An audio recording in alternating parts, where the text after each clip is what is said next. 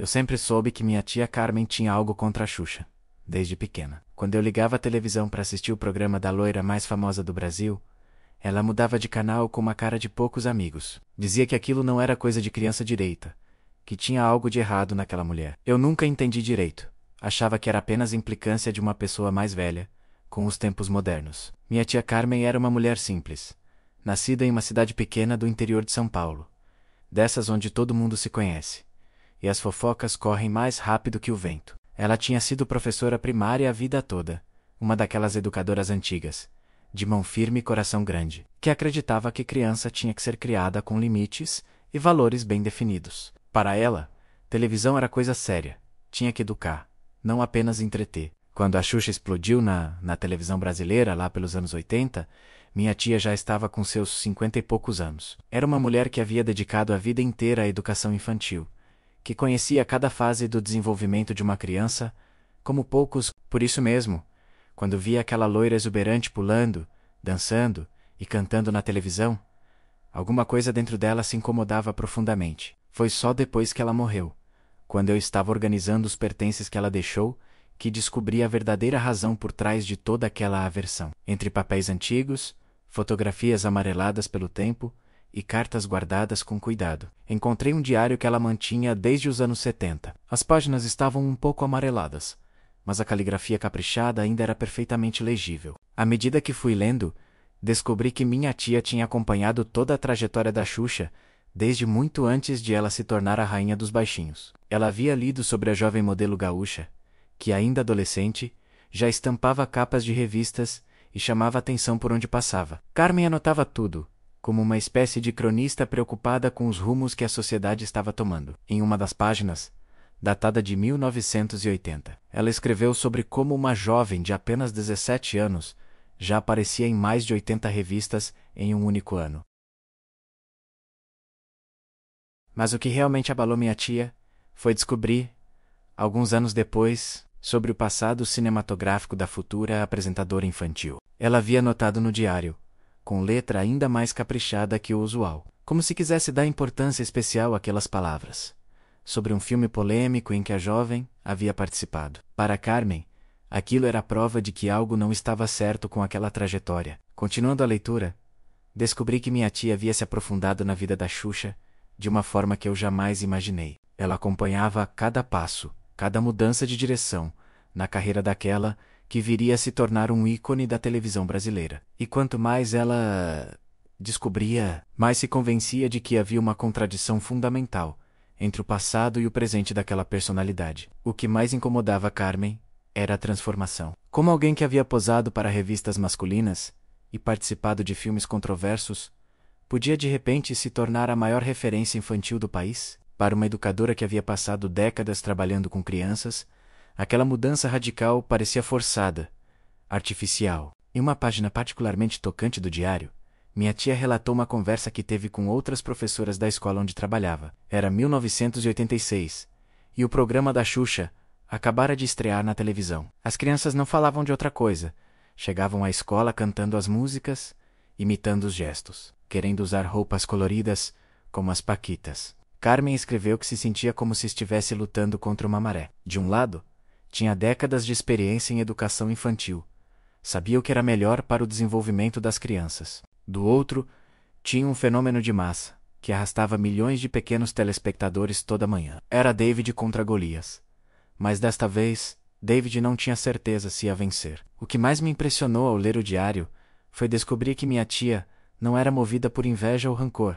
Era genuína preocupação. Ela via naquele fenômeno uma mudança de paradigma que não conseguia aceitar. Para ela, quem educa criança precisa ter uma trajetória limpa, irrepreensível, precisa ser um exemplo desde sempre. Carmen anotava também sobre as mensagens que via nos programas. Para ela havia algo de excessivamente sensual na forma como a apresentadora se comportava, mesmo em um contexto infantil. Os trajes justos, os movimentos de dança, a forma de falar, para uma mulher criada na década de 40, aquilo tudo parecia inadequado para o público infantil. Descobri também que minha tia chegou a escrever cartas para a emissora, manifestando suas preocupações. Nunca enviou nenhuma delas.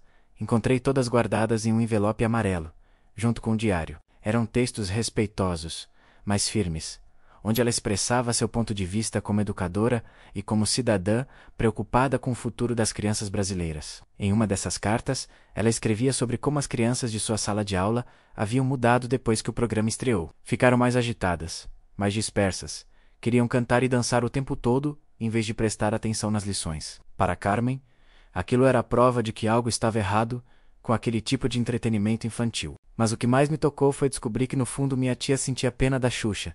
Em várias passagens do diário, ela demonstrava compreender que por trás daquela imagem construída, havia uma pessoa que talvez estivesse apenas tentando reconstruir sua vida, se reinventar. Carmen entendia que todos merecem uma segunda chance, mas não conseguia aceitar que essa segunda chance viesse às custas da inocência das crianças. À medida que os anos passaram, as anotações no diário foram ficando mais esparsas. Parece que minha tia havia se resignado ao sucesso estrondoso do programa, mas nunca deixou de anotar os momentos que considerava mais problemáticos, como se estivesse documentando uma transformação na sociedade brasileira que ela não aprovava. Em 1990, ela anotou sobre as ameaças de sequestro que a apresentadora sofreu. Ali, pela primeira vez, demonstrou um pouco de compaixão humana. Escreveu que ninguém merecia passar por aquele tipo de terror, independente das escolhas que havia feito na vida. Era o lado maternal de Carmen falando mais alto que suas convicções. Nos anos seguintes, ela acompanhou a expansão do Império Xuxa, os filmes, os discos, os produtos licenciados. Para ela, aquilo tudo era a confirmação de que havia se transformado em uma máquina de fazer dinheiro, usando a imagem da infância. E isso a incomodava profundamente. O que descobri lendo aquele diário foi que minha tia não odiava a Xuxa como pessoa. Ela odiava o que ela representava.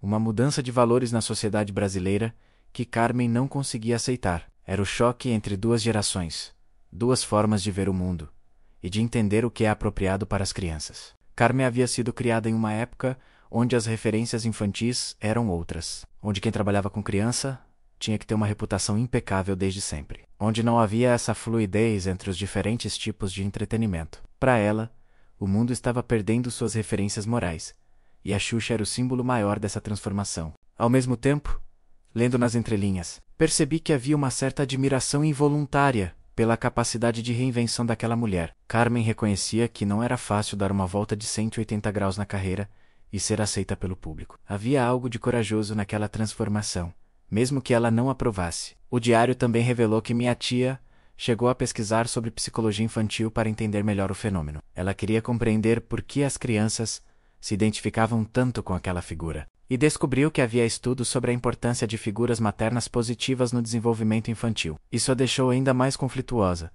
porque reconhecia que talvez houvesse aspectos positivos naquele trabalho. Nos últimos anos de vida, Carmen havia se tornado mais tolerante. As anotações do diário mostram uma mulher que, embora não tenha mudado suas convicções, havia aprendido a conviver com o mundo em transformação. Ela continuava preferindo os valores de sua geração, mas entendia que os tempos haviam mudado. A última anotação sobre a Xuxa no diário é de 2010. Minha tia já estava com mais de 70 anos. E escreveu algo que me emocionou muito. Talvez eu nunca entenda completamente essa mulher, mas preciso reconhecer que ela conseguiu trazer alegria para milhões de crianças. E se há algo que aprendi em 40 anos de magistério, é que fazer uma criança sorrir é uma das coisas mais importantes do mundo. Foi então que compreendi completamente a complexidade dos sentimentos de minha tia. Ela não odiava a Xuxa por maldade ou preconceito. Odiava por amor. Amor pelas crianças que havia educado a vida inteira. Amor pelos valores que considerava importantes. Amor por um mundo que sentia estar se perdendo. Era o ódio de quem se importa demais, não de quem é indiferente. Hoje, quando vejo minha filha assistindo aos antigos programas da Xuxa no streaming, penso em minha tia Carmen, e entendo que ambas estavam certas, cada uma à sua maneira. Carmen, defendendo valores que considerava importantes, e a Xuxa, tentando se reinventar e trazer alegria às crianças brasileiras. No final das contas, ambas queriam o melhor para as crianças, apenas tinham visões diferentes sobre como alcançar isso. O diário da minha tia me ensinou que nem sempre o que parece ódio é realmente ódio. Às vezes é apenas amor disfarçado. Amor por algo que sentimos estar sendo ameaçado. E que todos nós, em algum momento da vida, precisamos aprender a conviver com mudanças que não compreendemos completamente, mas que fazem parte da evolução natural da sociedade.